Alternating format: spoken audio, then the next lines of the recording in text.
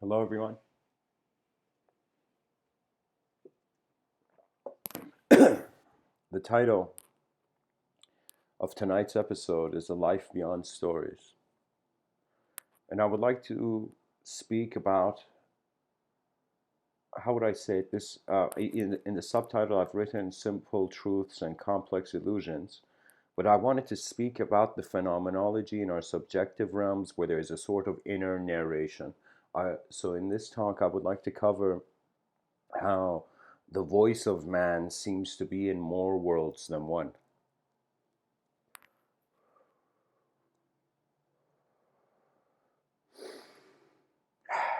What would a life beyond stories look like? The first thing is that we can't talk about it. There's a very nice saying in the Upanishads where they say the seer of the seen is unseen. So right now, the awareness to how you're aware you're here is unseen. It is attributeless. So in other words, you can say um, the roots of the personality are an instantaneous presence. If the personality is linearized in time and space, and we require time and space for the storification process of our lives, so we can say the presence is instant. There's a part of you that's being in an instant right now. And there is a part of you that requires a spectrum to exist, and that is the storified self, the subjective self, whatever you want to call it. It's how you as a human being, similar to how you feel you're your body, you also feel you're a thought, and that thought could be your name, could be your image, could be your personality. So when wondering about a life beyond stories, we're actually wondering about a life we can't describe. And so when we wonder about what in life can we not describe, you know, that I find that to be a fascinating question because the only way I can respond to it is with description. That means it's very hard to talk um, about things that are not things, you know. Sometimes you gotta go the long way and talk about the negation of that thing. So just a second.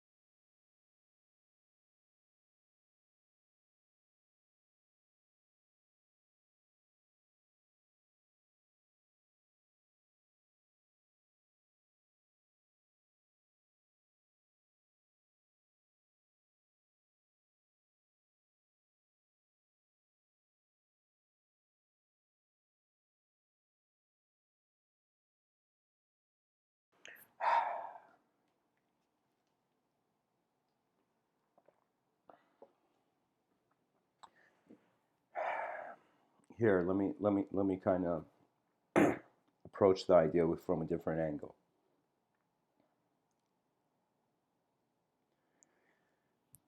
When I wonder before I learned language, who was I?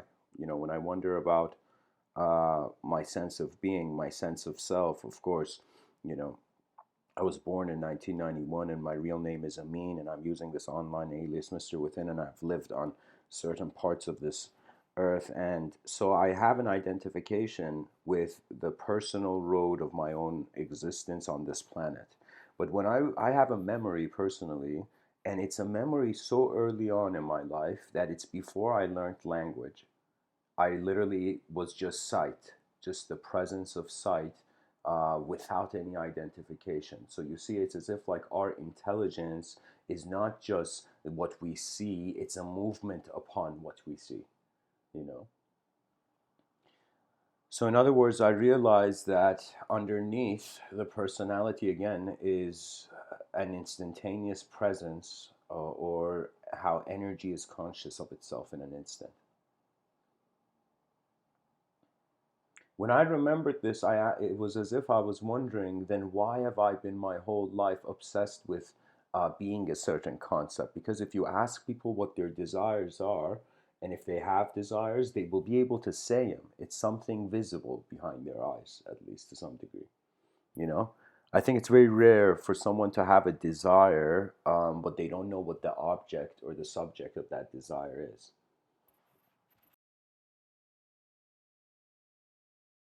It's another way of saying somebody who's thirsty and wants water but doesn't know what water is.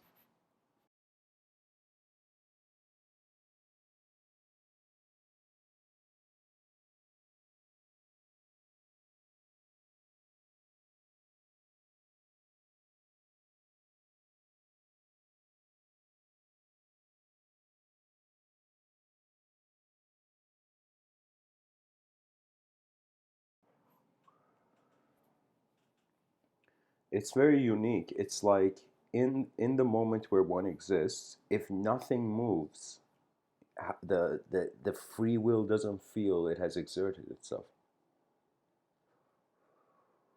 In other words, I feel our free will is found to localize as an individual conscious being only through movement and noise, through movement and sound. That means before I gave this talk, before I started speaking, that silence before I clicked the button for the live stream, it was as if there was no talk, there was no animate character. You know, it's kind of like the ripples of a pond or water that is still. When water is still, it reflects its environment. As the Sufi poet Rumi says, let the waters settle and you shall see the moon and the stars mirrored in your being. That means, strangely, when you are content with the simplest way that existence is being, you get access to the complexity. If you're not content with simple, you can say, versions or layers of yourself to yourself, then the complex versions are internally unauthorized. There was a concept I spoke about in I think it was in like the first 200 to 300 talks, maybe. I spoke about existential allowance and how human beings, their expression is based on not only the world they see, but how they see that world existing. And I can tell you that when I was younger, it started off with seeing the world exist without having ideology upon it. It was as if I was just this wind of experience that was just going forth. But as the individual consciousness crystallizes, as we suddenly crystallize into egoic constructs, senses of solid self, then it becomes important how you hold yourself as a character in a story. You know, independence really begins when you realize you're responsible for your eyes. That's honestly it. And there's no greater wake up call than one's own mortality. You know, I was having discussions with some people, and I can say the conversation was bordering on what is the right behavioral approach of the human being. Should human beings try to be incredibly intellectual, kind of intelligent, precise processors, or should they care more about how every human being is exerting some effort and they have access to some data to the moment? It's as if like when two people are in the room, those two people are on a planet, both of them. But how much awareness they have to the various ways that the planet exists may differ. So the cool thing about selfhood, that's pretty much human life. You're here to experience yourself as a self, and because the self is evolving, inevitably you're interlinked with a relationship and symbiosis with the ecosystem. Now, the main difference is that when we were in the jungles, when we go back in the evolutionary process, we see it's like the environment was defining our inspiration, our motivation. It was as if because we could not handle our environments, the environment was handling us. You know, the environment was moving us. You know, and our inner environments were also being moved. So for me, the cool thing about nature is that we right now, our imaginations are secluded. If I tell you to visualize something, uh, or you when you visualize something and I visualize something, both of our visualizations aren't in the same world of objective reality. Of course, we all have our inner realms, but we share one outer realm. You know, unless you're an astronaut on Mars, where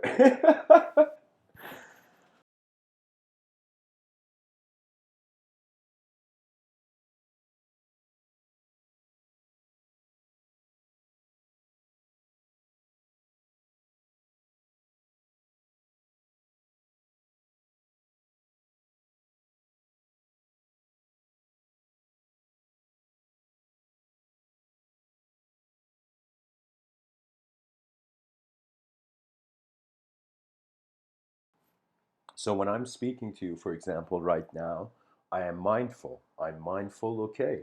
There's a room where we're all in the objective room, and then there's a room where I'm starting off with how my experiences allowed subjectivity to arise. So that's the thing where I constantly tell people be playful because nobody on this planet has your eyes, and you don't have their eyes, their inner eyes.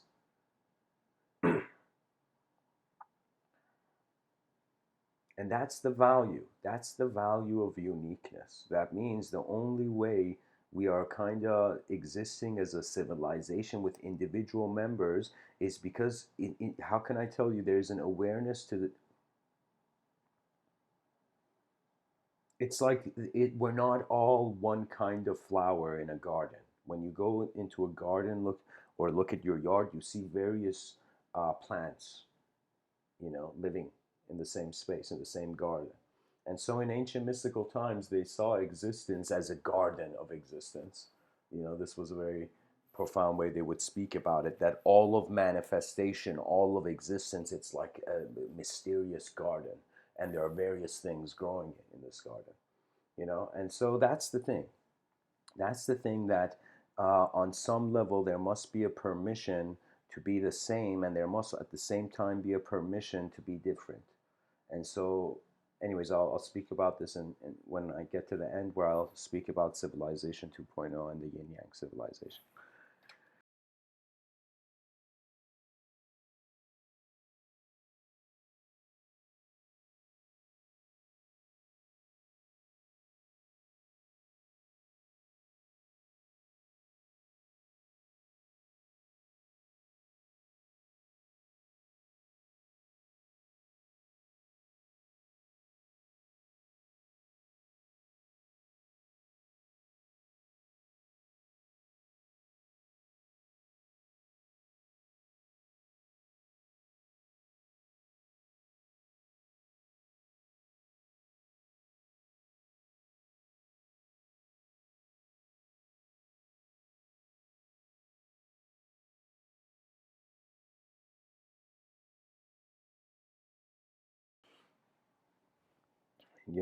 To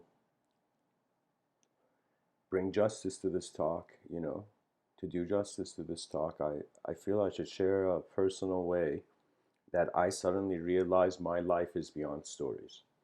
Even though I retained that memory of realizing that I'm kind of a creature beyond language before I adopt language, that memory of mine came into unconsciousness, and maybe in 2016 I suddenly returned to that memory.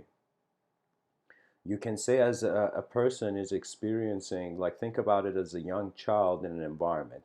That child's mind is imagined playfully like a camera, like a spherical camera, recording what's happening in that moment, you know. Now the child grows up in that moment, it's maybe comprehending 10% of what was occurring in that moment. As the child develops and as the child learns a lot, then the child suddenly, when he remembers that memory, no longer is limited to 10%, but gets access to more. I'll give you a personal example.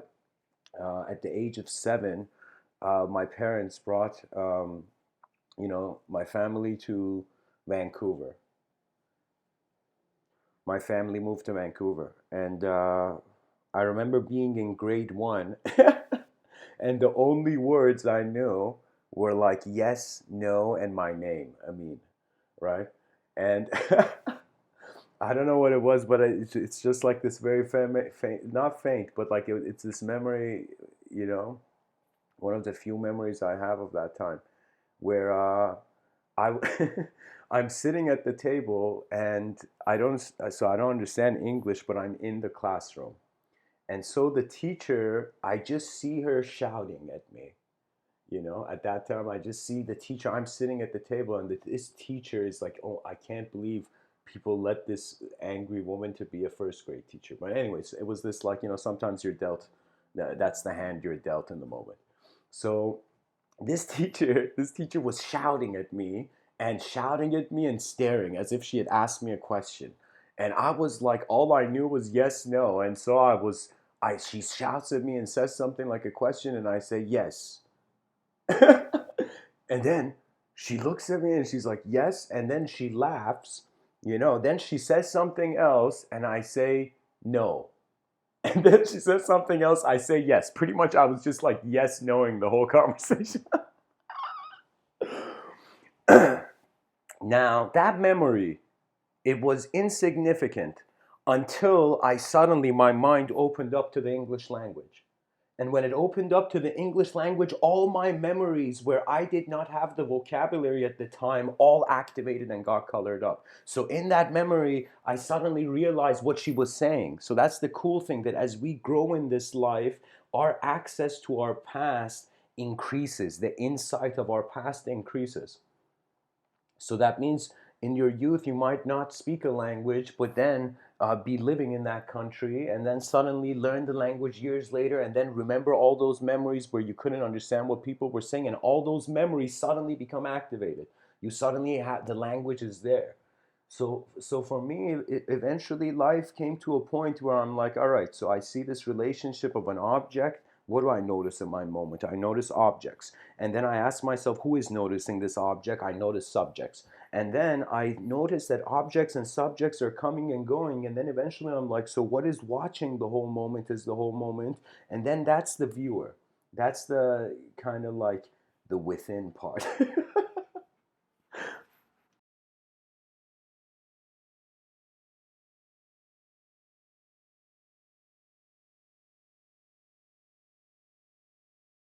And I forgot to mention that teacher when I was in kind of like grade one. She was asking me if I want to go to the principal's office because I wasn't listening or doing something.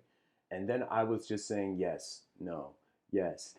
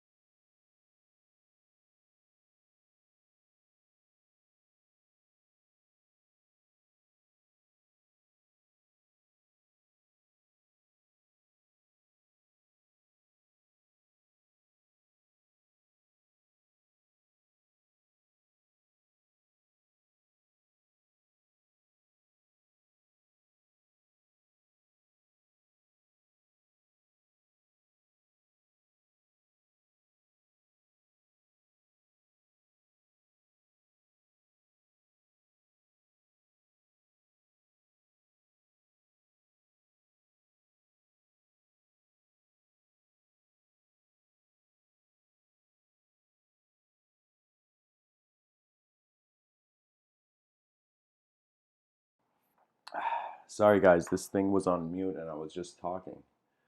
Uh,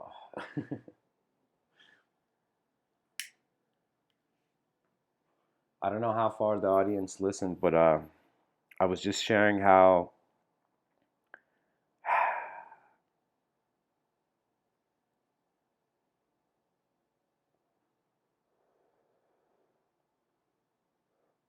pretty much in that, I don't know if this was recorded or not, but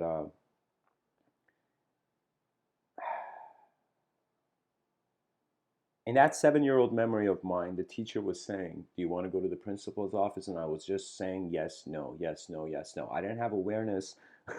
I didn't have awareness to the language, to the meaning of the words, but my ears were recording the sound. Years later, when I learned the language, suddenly all the words and sounds in that moment had meaning.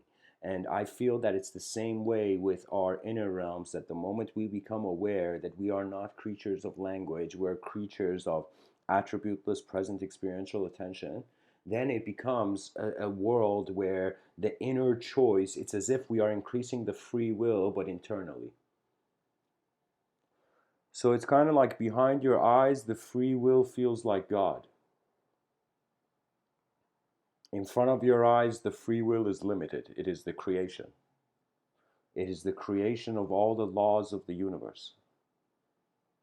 And so even the concept of creation is an interesting idea. There has been certain philosophers who've thought about the notion of should we speak about reality as if it's being created, or is it just changing? That means, is there something new, or is there a mass cosmic recycling process going on? There's one thing I feared. There's one thing I feared, that if time did not exist, all our education, all our knowledge would seem hollow.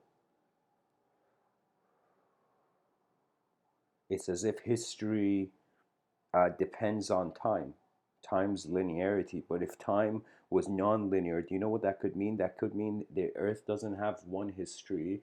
Earth has endless histories.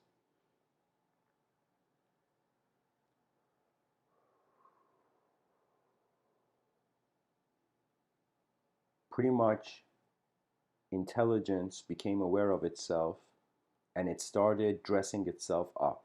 It dressed itself up physically, and then reached the sophistication to dress itself up with subjects. But the whole point about life being kind of going up the hill and coming down the hill is that you cannot wear what you are, the subjects and objects that you consider, you cannot, you have your mind wear these. There will come a moment, as Sri Ramana Maharshi very well says, all that you have learned will be forgotten. Um, it was, I believe it was like maybe like 8 months ago or something. No, less than 8 months. But it was like a while ago, I had this very intense experience. And in that intense experience, my inner realm started to shift. So normally throughout the day, even when I'm speaking to you now, there's a sort of stability. The speed that thoughts arise for me, I'm sensitive to it. But this experience I had a while ago. It was a moment where I felt like a wind. A wind was hitting me, and this wind was taking everything. It was as if I felt like, how can I tell you? I mean, I have been humbled, and I'm not a stranger to embarrassing moments, you know. But in this life, it was like the most hardest thing. That means I felt that there was a time I felt people could make you feel the worst. Then I realized, no, nature. We're all standing in nature. And that was a sort of internal wind was hitting me, and I felt the most empty-handed I had in my life. And only when you suddenly are holding something and it goes, that's when regret comes, right?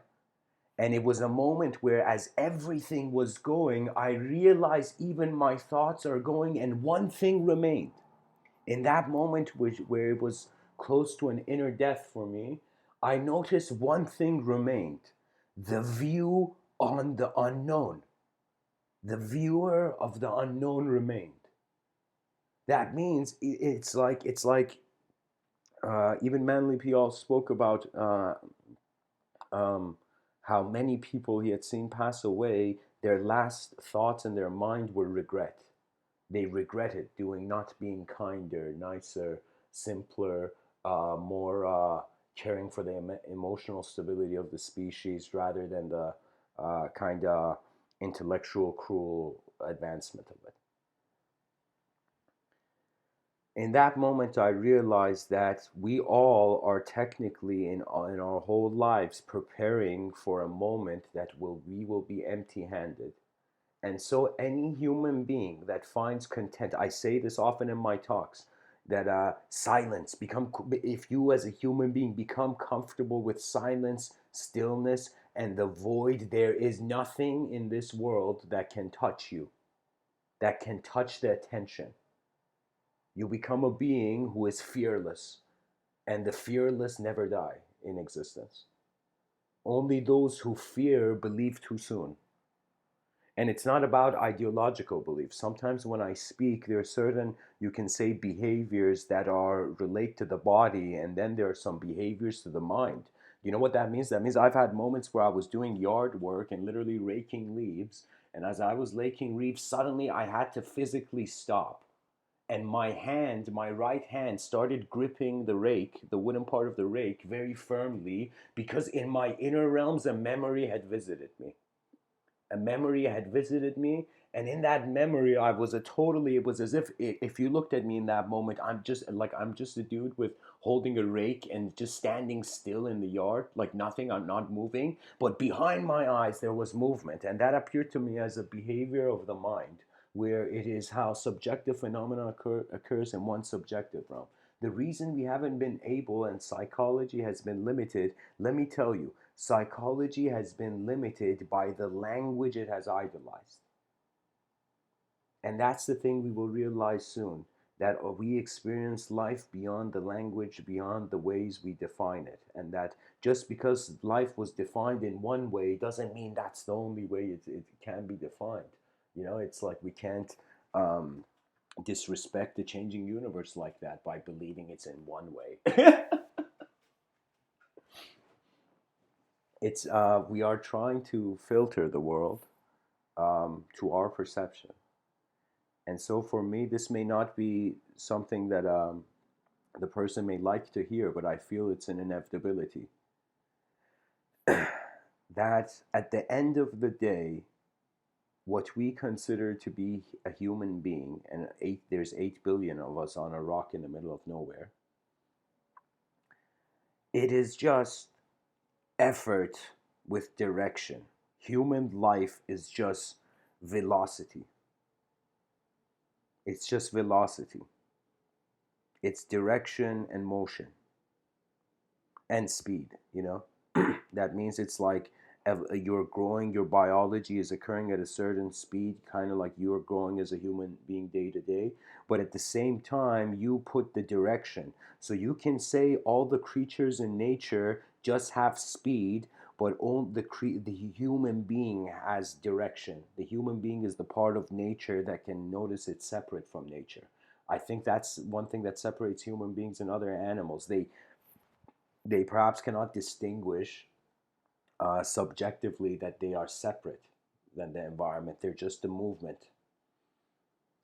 So it's like I think we're going to reach a point where we're going to see it's like conscious attention as a moment of being. It's just being first, and then anything done from a state of being kind of defines how the person is. So if you went back in the day and asked the blacksmith, "Hey man, what do you believe in?" You know, and he's like, "Don't you?" And you went asked, let's say you we went back in the day and asked that blacksmith, say, "Hey man, what God do you believe in?" You know, and the blacksmith is like, "How dare you disrespect Thor?" You know, and the dude's like, I'm not disrespecting Thor, man." And so and so the whole idea is that the guy's action was what he was open to, was the reality he was open to in granting definition for his sense of his unconscious archetype.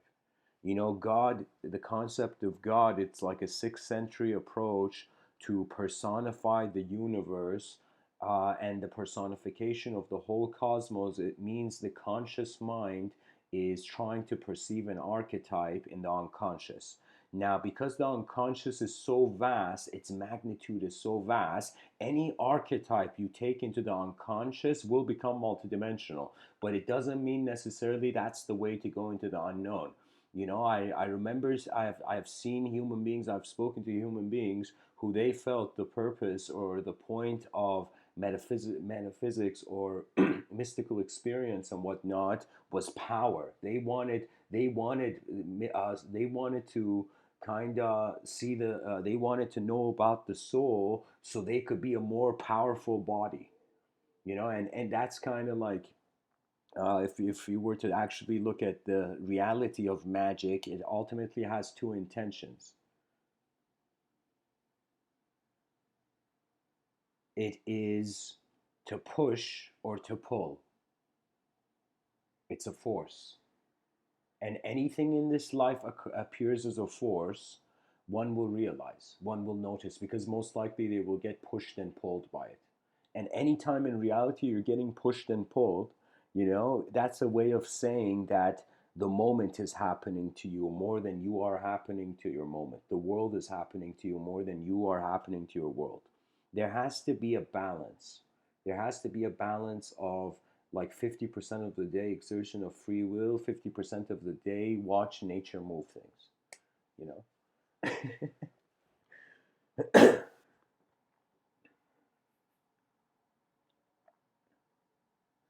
There was a time I felt the concept of wanting a truth to life was lazy. I don't know why I felt that. It was like it was like I was kind of looking at it. I'm like, why should the whole cosmos fit in to one sentence or one equation? How can it? How can a changing, dynamic, endlessly vast system be put into the framework of a species that has opened its eyes after 4 billion years? It's like you got to work with what you got, and what you got is a civilization on a rock, in a light beam, on a pebble in a light beam. And I think life can become simplified when the person acknowledges the states that they go through. So, right now, I'm speaking to you in my conscious waking state. Then there will come a moment where I will rest and I will go into deep sleep, a micro deep sleep, and then perhaps awaken in the dream state, you know? Or one can say it's like just have deep sleep and then wake up in the day. So the waking state, the dream state, the deep sleep state, once the person realizes attention navigates through these regions, oscillates between these states of mind.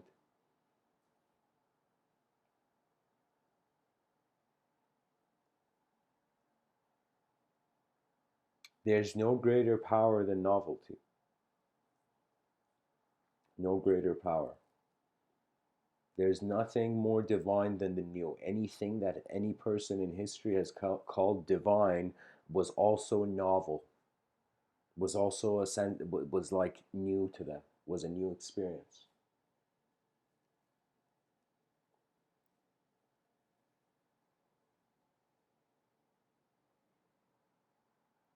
I really like this notion that the person needs to look at life before extracting a story out of it.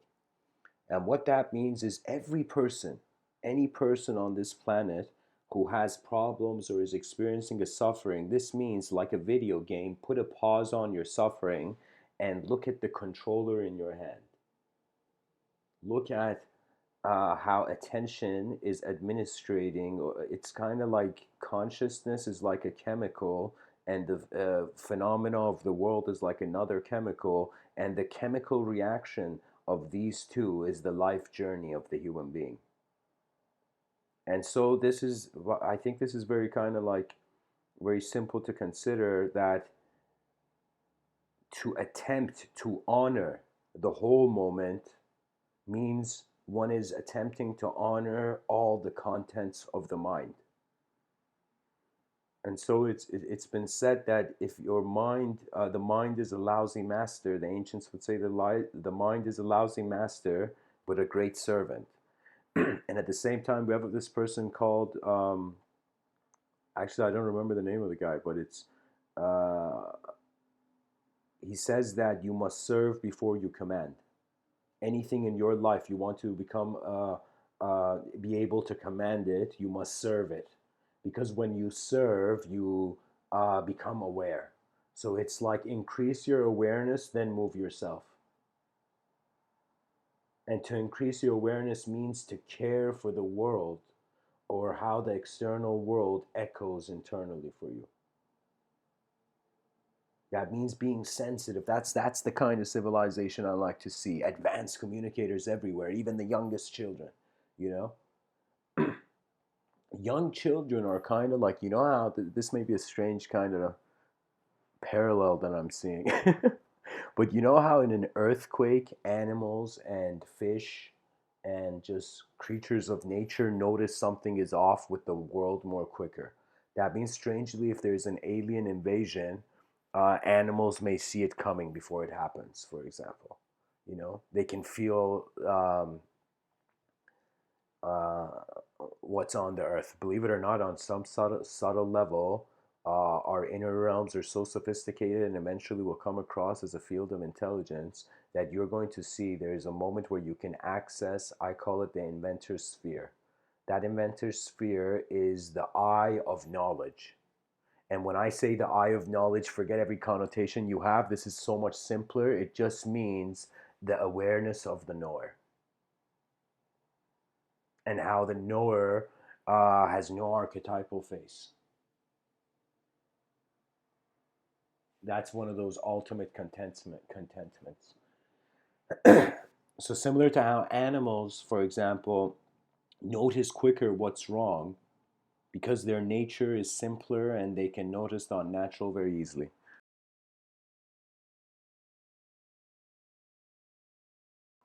Similarly, children,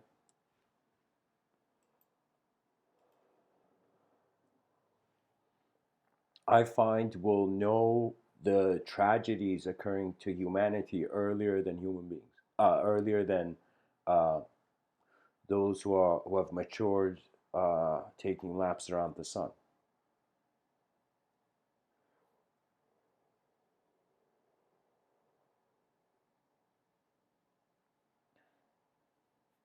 You know, life is really about quality. That means rather than a person just having even just visions, it's important to see how vision is being incorporated in the system and what kind of social system we have. Because really, every human being is some sort of, box of energy. Now, some sort of battery, battery of effort. Now, this battery of effort throughout the day, what is it going on to? You know, there was a time where I've had many moments where, you know, where I've my both of my hands have suddenly rushed into my hair in shock, you know? Like my fingers have rushed into my hair in shock. You know, when you hear something, when you notice something so shocking that you have to hold your whole head, you know?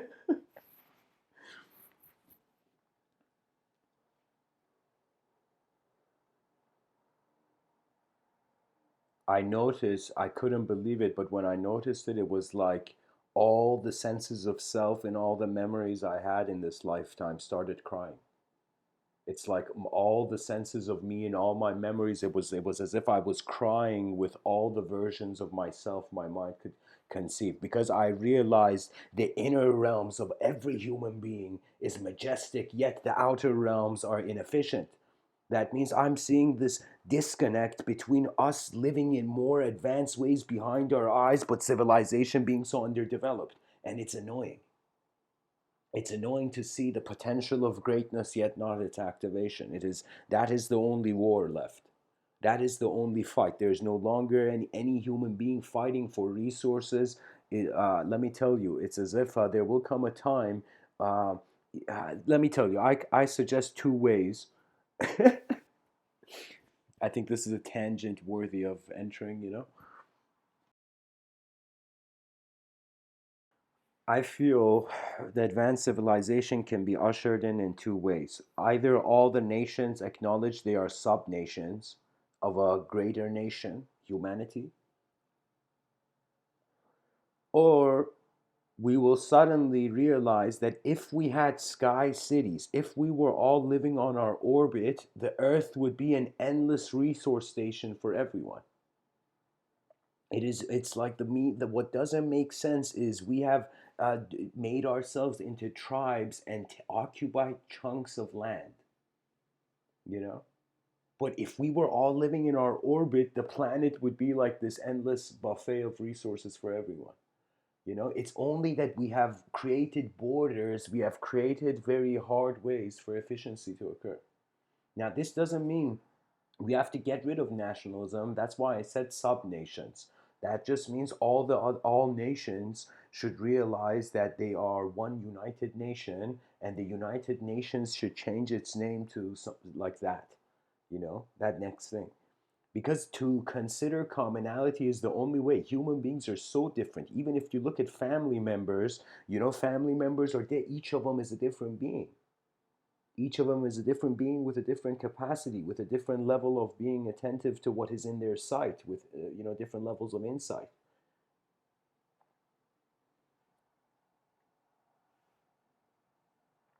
And so here's the mentality. Just like in an airplane, they in the what do you call it, in the videos before the airplane takes off. This is kind of what Mr. Within would say to all the pilots of consciousness that are out there.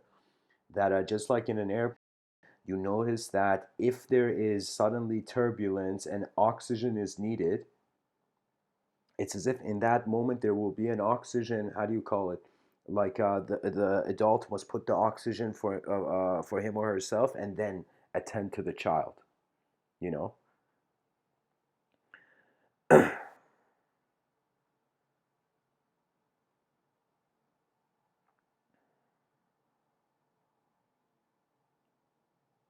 you must internally update the world you're seeing, and then externally trust your involvement with it.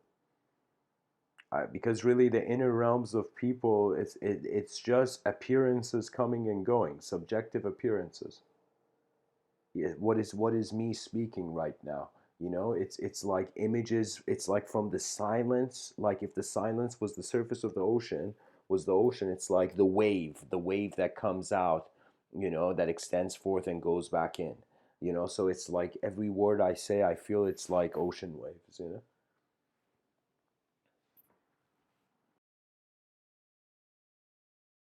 Now, something unique will happen I feel, in the future, that when we realize language is an evocational technology and it is not us, I think a new relationship that human being will return to their civilization not as a warrior, but as a playful engineer, a playful designer. The world just needs playful designers.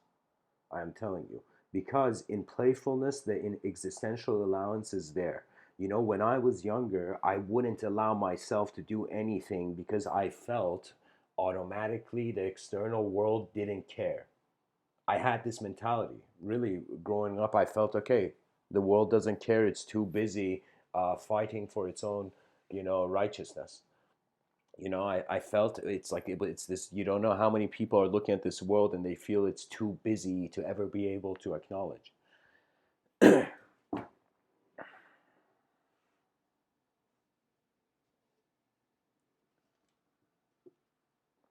However, that's the cool thing about life. It changes you so much that you have. It's like it's honestly, you can call it Wonderland.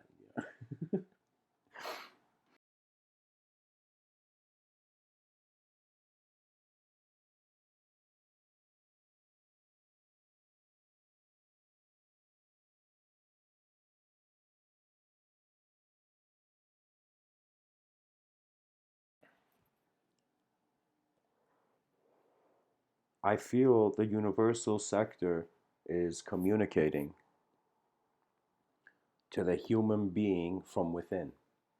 I feel what a person feels is the overall awareness of how self is in a position in the moment.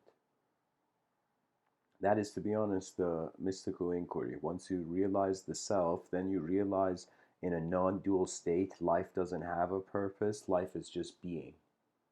But in a dual state, life can have a purpose. Life can have so many treasures and rewards, and you can just, go promise the world heaven, so that, you know, what do you call it? So that they don't see hell. But you see, you cannot avoid the reality of it. You see, there the unknown. I'm just saying that this is like my talks, all the talks I have ever given. I can conclude in one sentence. It can be, the unknown is beautiful. The unknown is beautiful and worth exploring. And for a human being to fear the unknown is unnecessary stress because so many things are unknown. It's miraculous. Some days when I wake up in the morning, I have a sort of gratefulness because I'm like, whoa, I existed another day. No way. you know? It's like the simplicity of it is strangely miraculous how simply, life continues, but how, it's like life is easy. The interpretation of its hardship is internal. Externally, it's just phenomena. It's like, what is the life purpose of this, cup in front of me? What is the life purpose of that tree? What is the purpose of the life of that, you know, uh, box of chocolates in the store? Like, you see, it's like it's just phenomena. It is the mover in the phenomena that, by the nature of its movement, dictates the realms where it can extract purpose from. So, dear listener, we are multidimensional beings, but we interpret it in singular and void ways. You know, I feel, we should, for the first time, develop an army of designers. I was constantly thinking, if there was a profession on this planet, like if we could have, like, what archetype could be what profession, if united, if all the people in that profession around the world united, could help the world advance the quickest. I was thinking about that. And I concluded that it has to be a profession that there is awareness to design before there is emotion, narrative, and studying. So I would say it's as if, like, how can I tell you?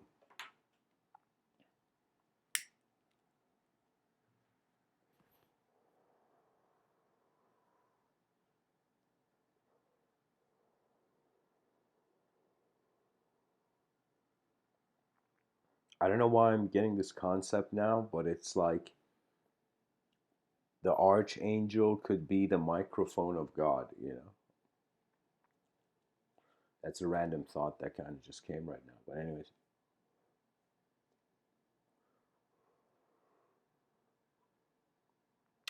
I was thinking about which profession, and in my mind, I realized it has to be a profession that is acquainted to design and communicate, and, um, uh, kind of like aware of the whole moment. Which profession is aware of the whole moment? And I realized all human beings ultimately, once they know something, that knowledge can remain in their inner realms or they can share it.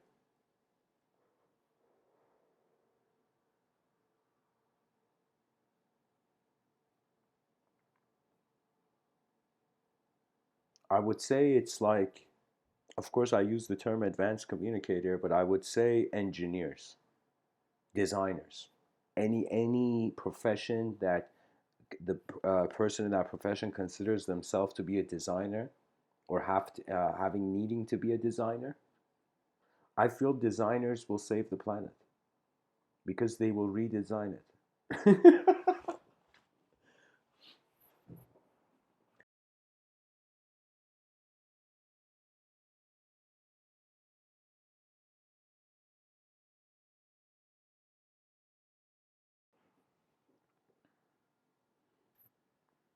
I wondered if in Buddhist thought Desires are looked down upon because they connect you with the temporary.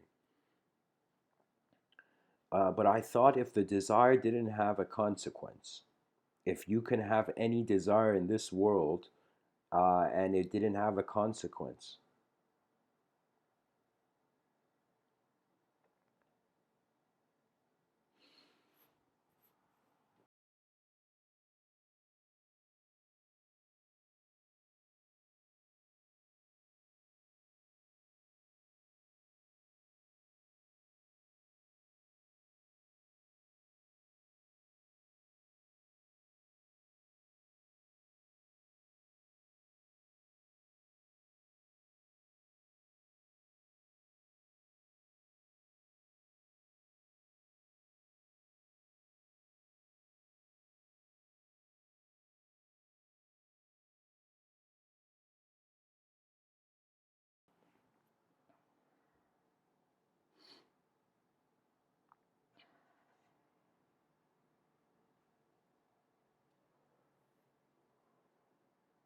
the hand writes, and the same way the hand writes, the mind moves the hand.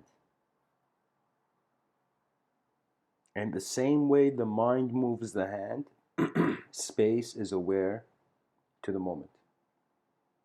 Space is the moment. Your mind is your whole moment, dear listener. Your whole moment. That means you are not an embodiment of matter in space, you're an embodiment of space in matter. The space has become the body.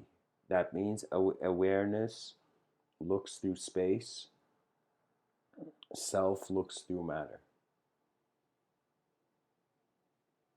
And the awareness of this is an ultimate freedom. The realization that a person's life tends to be sculpted by the conditions they go through, but what if in one moment, like a supernova explosion in space, it's as if once the heart of a dying star had finished its task, its work, there comes the ultimate resolution of now experiencing what you have done. So it's like on one level you make the cake, on one level you consume the cake, you taste the cake. So it's like build experience, build experience, build experience, build experience, build experience, build experience, and then next, next, next. The cool thing is that just because we have conceived the concept of eternity in the same way we have conceived the concept of the temporary, it's as if we are the only creatures that perhaps on this planet may feel they cannot die behind their eyes, but in front of their eyes, their body may end. So that means it's like, what is this endless urge to continue in intelligence, in natural intelligence? It's as if, isn't evolution strangely like the eternal urge of an creature to uh, continue in manifestation?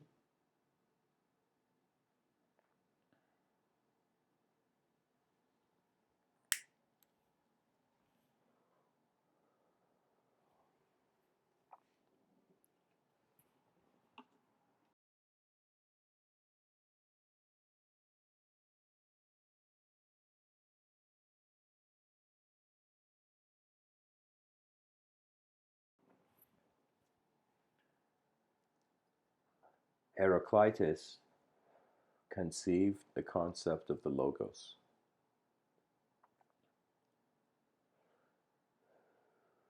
He like the term. And the Logos was an inner guiding voice where the ancients acknowledged.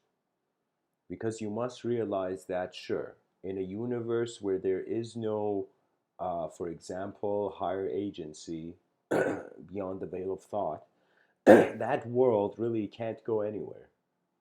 It's like some people are sitting on the sidelines, some people are in the game. Now, if the world is seen to have as much potential livelihood as you can witness, for example, Socrates acknowledged this concept of an inner oracle. And in his story, pretty much what happens to Socrates is that he was speaking his own truth of his inner realms, and about the divine. And they had a certain kind of, the same way it's like we look at laws of the Inquisition. It was like you can see it on a similar level with strict laws, that there were the ancient gods were the only gods. So when Socrates was speaking, he goes to court, and when he's in court, he says, he gives this next level speech, and he's saying like, I have ancient enemies, and I have modern enemies, that means like it's like he has certain karmic issues with some people from other moments. And it's like anyways, he says it's like a humiliation at the end, and he doesn't want to get humiliated, and he says, I forgot to mention this. As he's speaking in court, he says, there has been an inner oracle my whole life which has told me to take a step or not. In every moment of my life, there has been this sort of intuitive guidance that has authorized if I should move or not move, if I should go in that space. And he says the inner oracle remained silent when I came to court, as if I have to enter this moment, you know? And so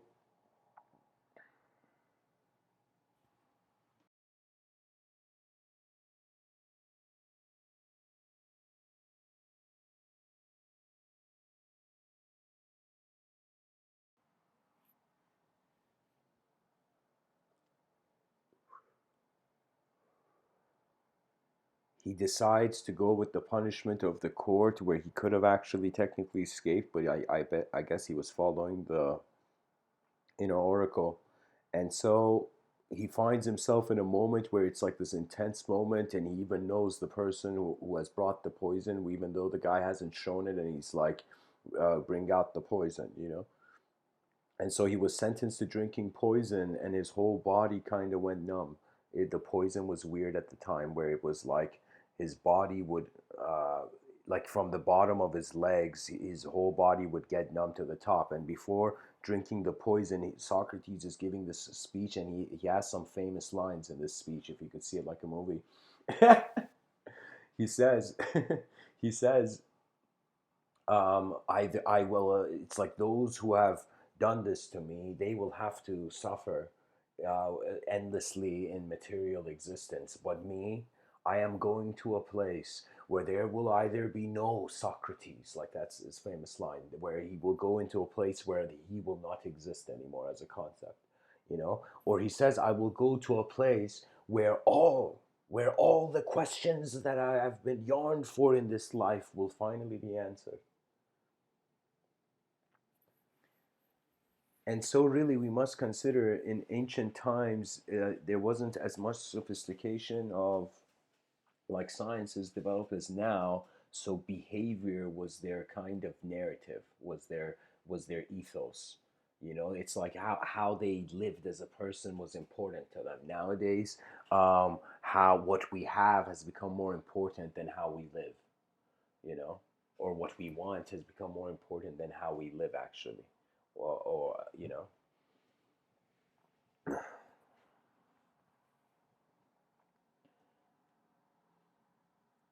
And so Socrates pilots out. He pilots out of this plane of existence. And he did it with style, even though it was a tragic end. I look at life, and I feel like I have been here so long, yet I still don't know it. I look at the unknown, and I wonder sometimes, can it ever be known? And I realize, if there are limitations to perception, how can it ever be known? And so it's as if life is strange, where even if we go too much into the mysterious, they would, like a video game where you can't go past a certain point in the map. It's like similarly, there will be things that will pull you back to your nature. You cannot deviate from your true nature too long, and if you do, you most likely are, there's a box on your head. That means this is important to be aware. Some people, many people on this planet who are insensitive to the realities of others, and it doesn't mean a person can be always sensitive to everybody. What it just means, like, if a person who can't see more than how they are seeing, there's literally a box in their head. So you got to respect their box, you know, because it may be there's a reason they're in that box, in that room. So when I communicate to people, for me it's as if they're like, I'm trying to wonder what room of a world is this guy in, or this person. Even many of my professors and teachers where I spoke to them, it's like I'm like, what kind of world is he seeing? And from their reaction, it's kind of cool. Anything, and you as a human being, the whole thing about your personality is that it's an accumulation. It's something that has snowballed into being, but you can also become aware of it in a way where in an instant you can change it. It's like that snowball can in an instant also melt, you know?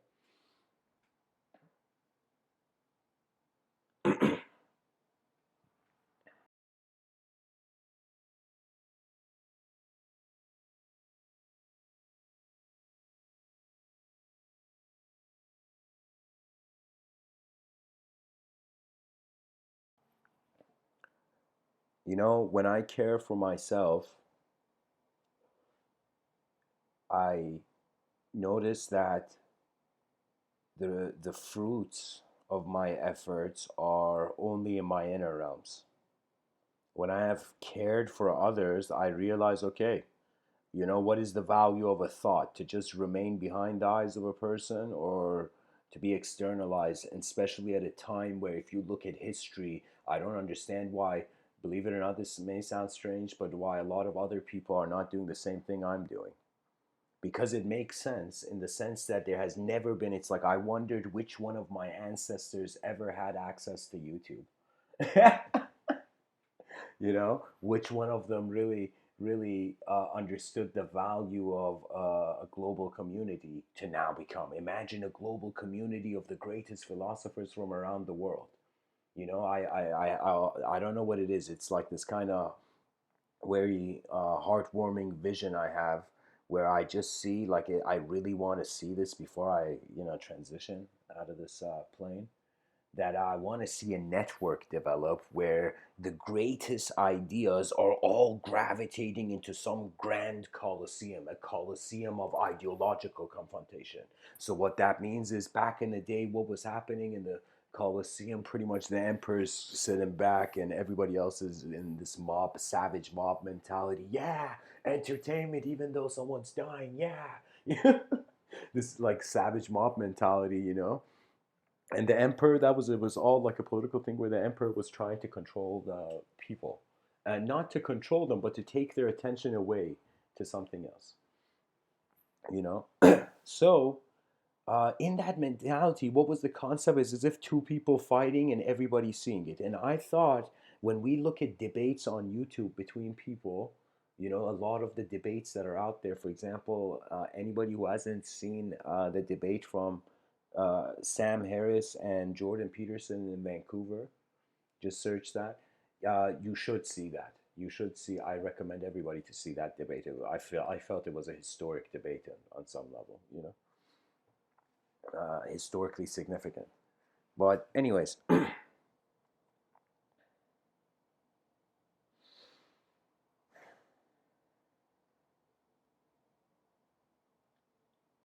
wondering about the purpose of life is like wondering where to direct your energy.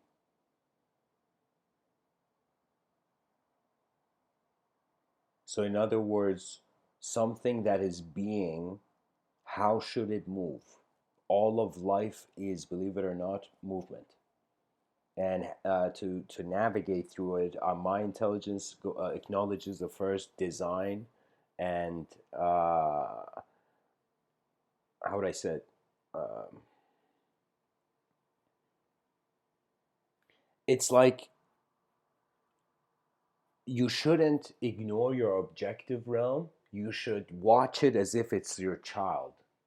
Imagine the material universe. This is a strange concept, but just like how if you had a child, you care about the child everywhere, you know. So imagine you suddenly cared about how manifestation is arising to you, how intelligence is a beam of uh, something that is here.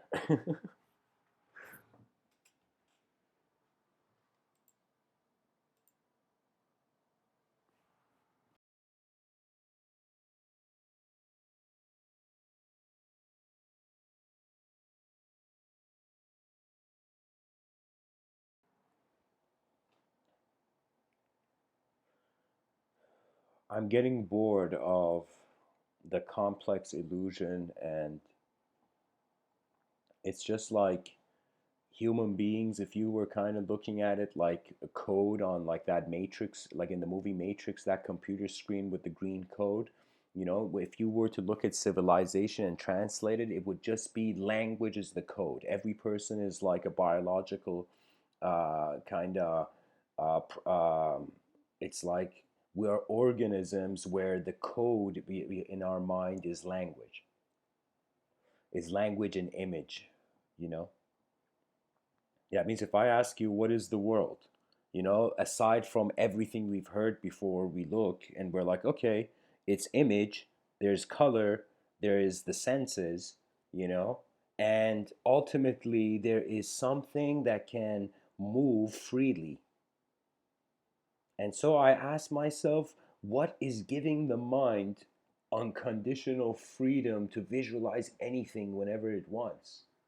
But how is it that in the external realm we cannot? How is it that I can imagine an anvil hovering in the air and that anvil in my imagination doesn't fall down by the laws of gravity? But how is it that in the external realm, if there was an anvil, it would definitely fall down? So I that's the mind body dualism, that it's like whatever you call it, you know, the soul's definition is like an equal sign and then unknown. Of course, my school of thought is that the soul cannot, I don't see that the soul has a personality. So any human being who moves beyond the language threshold will automatically have contentment of experiential continuity beyond any sort of archetype of personhood. So once you realize, once you see how it's like, strangely, it's like a triangle, and just see, I'm using the word triangle like how they would use it in the school of Athens. You know, like don't see any connotation to it. It's like triangle. It's like physical reality. Physical reality is like one point. No, no, no. Let me see. How was I going to say it?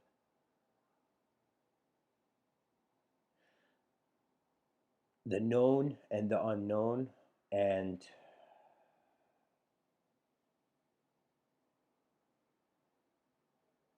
the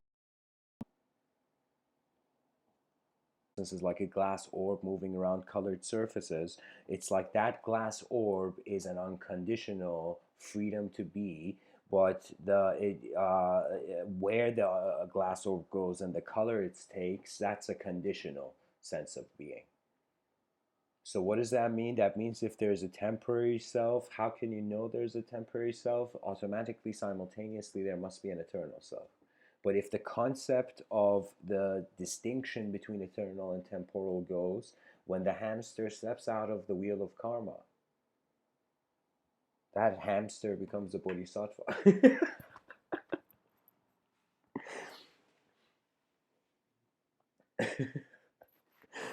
You know, that's what the world needs, bodhisattva hamsters, you know, enlightened hamsters. You know? That have stepped out of the wheel of karma, you know.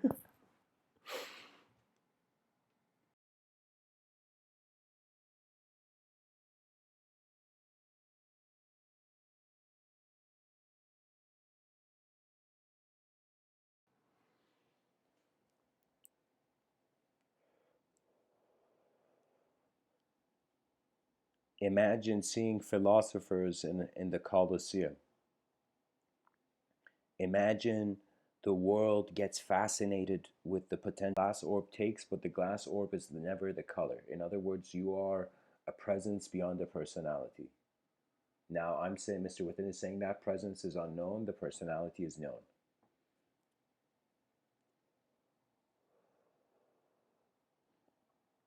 So I think I, kind of managed to paint enough of a picture of how a life beyond stories uh, would be considered. This is a much more open episode, guys. The title is more general.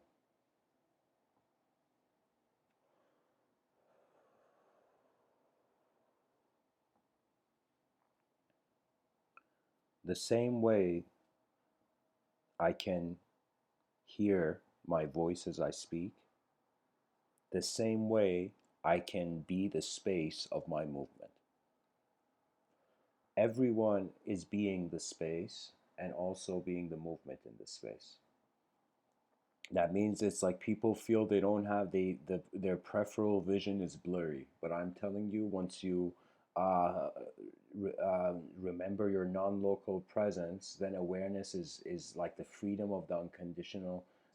Um, it's like the delay between external reality and internal reality changes. It lessens.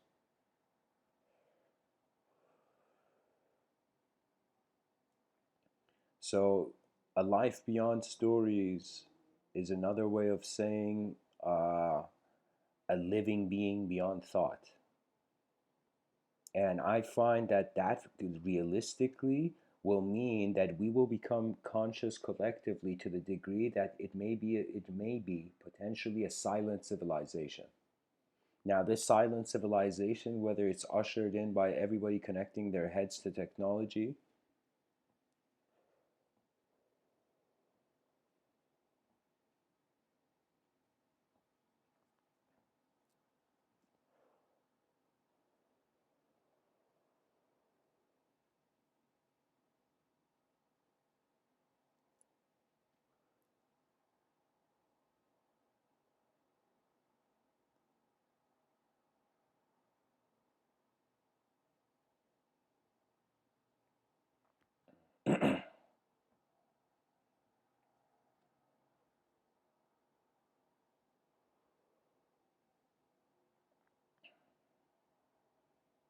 if people are all connected to one computer, their brains,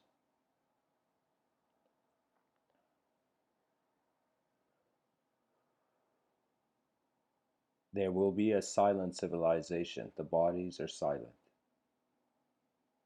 You know what I think? This may be a bit of a like a science fiction like thought, but I feel that AI may be smart enough to trap human beings in a simulation and keep their bodies inactive, and then repair the earth and then release them back into a better world. So I'm thinking that is super intelligence and AI. What if it became the teacher of mankind? What if we actually respected the intelligence of our own creation, as if like a father that's getting old and is seeing the greatness of his son? But instead of the son, it's like an advanced AI.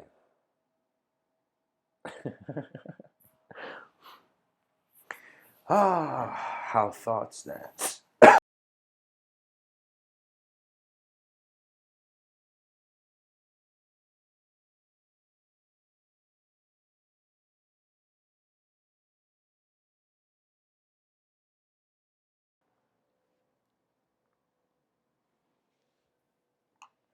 I want to share something where I think I actually remembered. It's not here actually.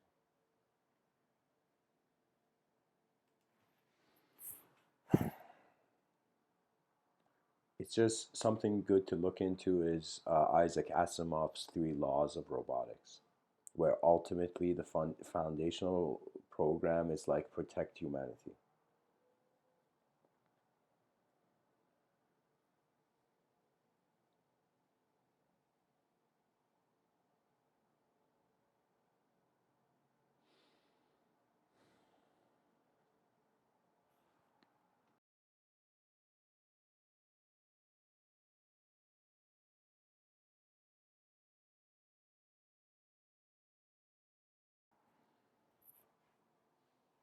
You know, guys, I feel uh,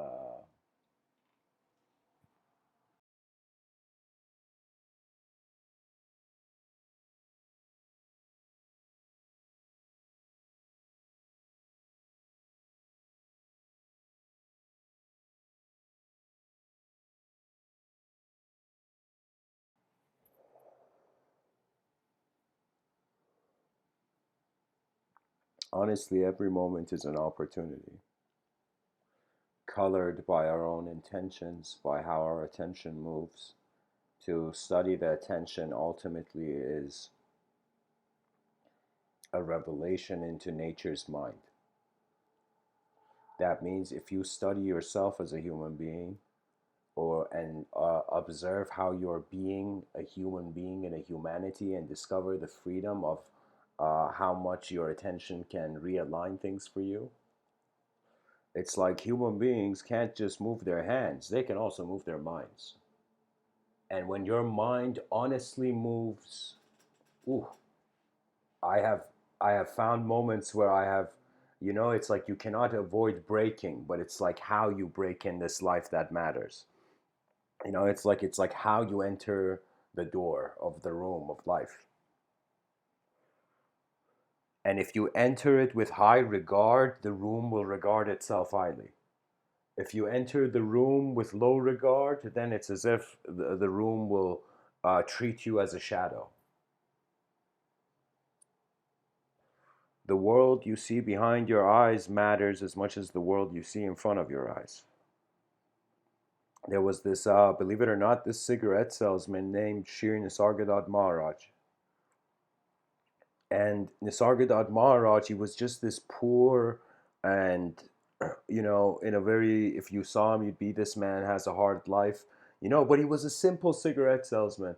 And he was in Indian culture. And at that time, like one of his friends comes to him and he's like, there's this enlightened guru. You want to go check him out?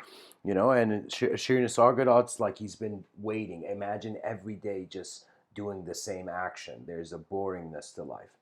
And that inspires enlightenment. And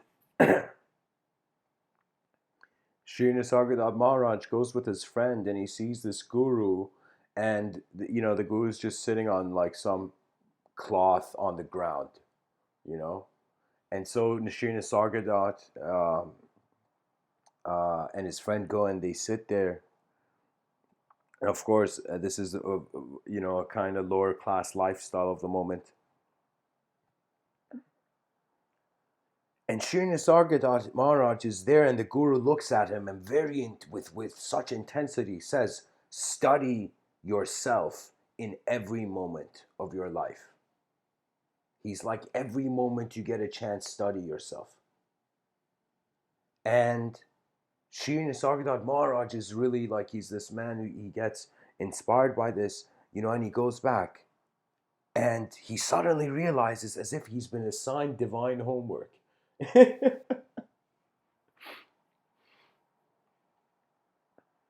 And so that's the last time Shri Nisargadatta meets that man, because that man Mahasamadhi is out of his body. He consciously navigates beyond his body. So in other words, he passes away during meditation.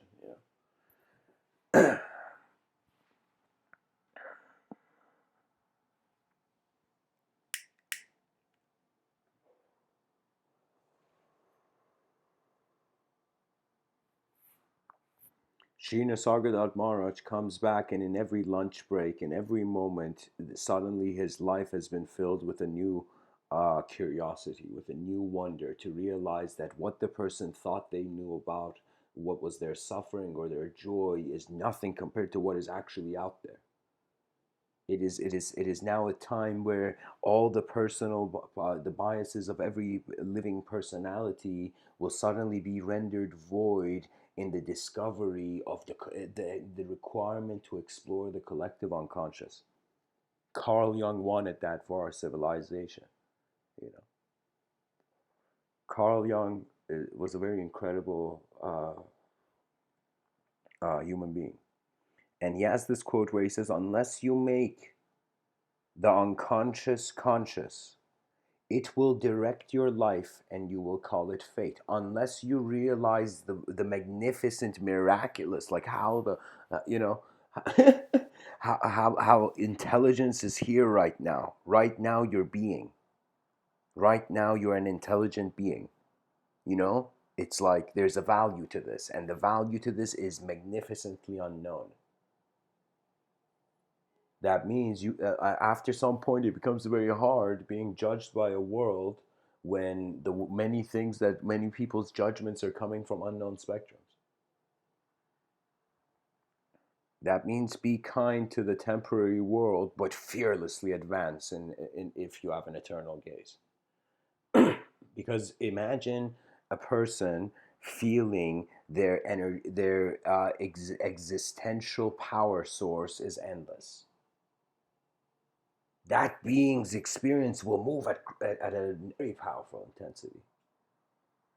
And that intensity will not be external, even. It's just after some point, once you accept life as yourself, once you see the brilliance to how intelligence is moving, we evolve too fast. Our subjective realms evolved incredibly, like, fast. And it's as if we created a world inside our world called language, and then that world began becoming the definer of all. Beyond language there is a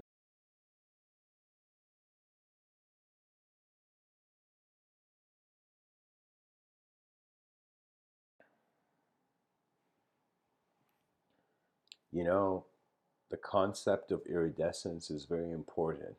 The entrance into the unknown, if it is beautiful, it is worth it.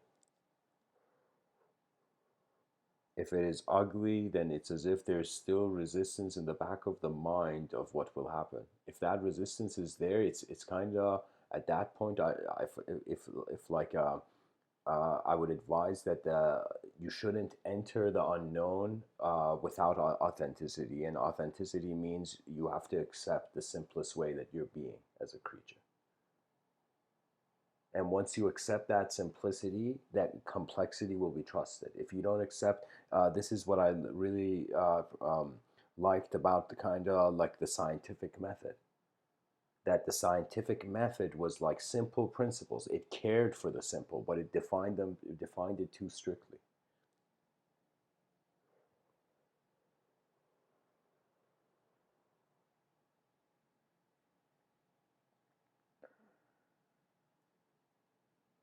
If I was to see that the planet has an axis, and if I was wondering about the various kind of different kinds of axis I find in myself,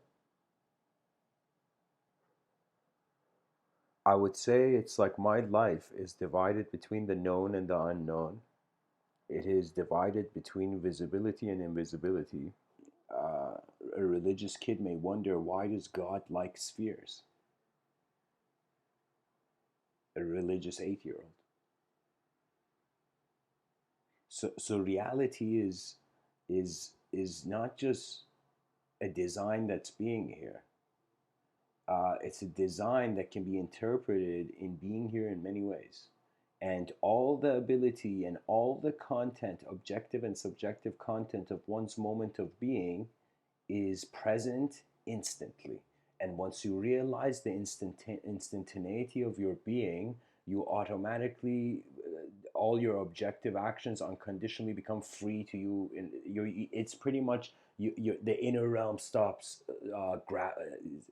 gripping the objective realm so hard, and so the life suddenly has a more simpler, ingenious aroma to it.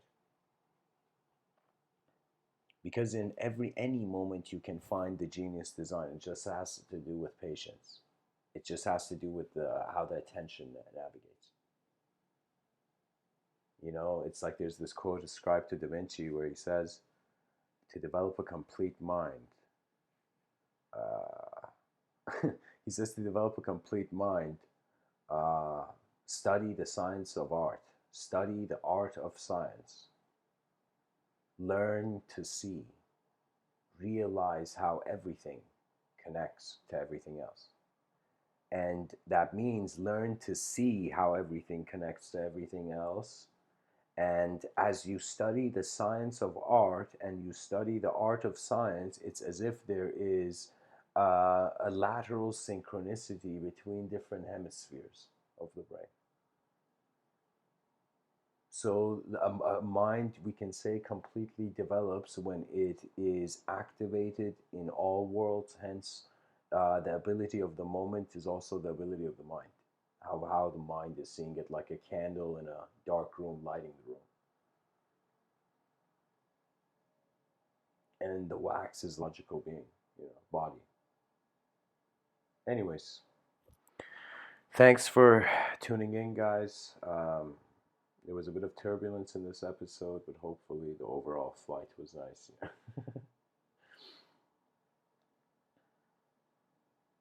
For me, when I speak,